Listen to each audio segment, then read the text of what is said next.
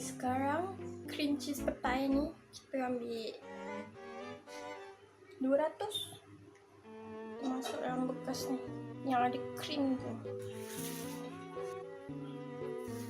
Okey, sebenarnya nak garik tu kena buat time lemon tu tengah gemuk. Tapi biasalah bodoh kan. So hati-hati di jalan raya.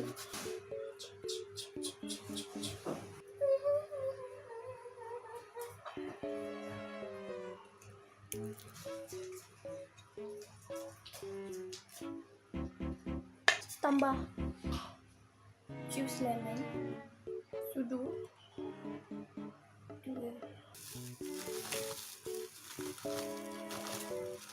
satu sudu.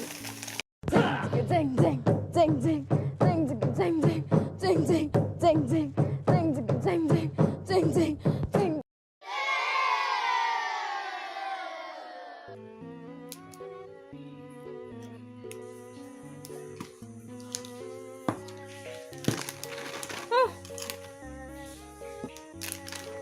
Ni letak dia dalam air panas, kita cairkan.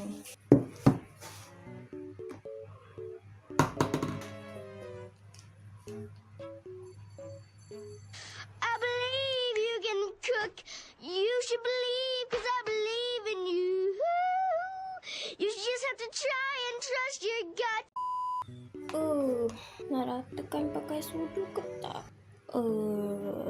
Malas lah.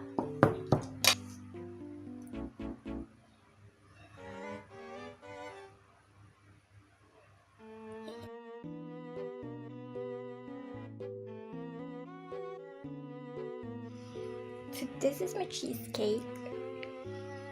Tinggal nak levelkan dia sebaik mungkin. Boleh lah. 2 days later. Hai. Jadi tu je lah video saya untuk tahun baru. Thanks for watching. Bye.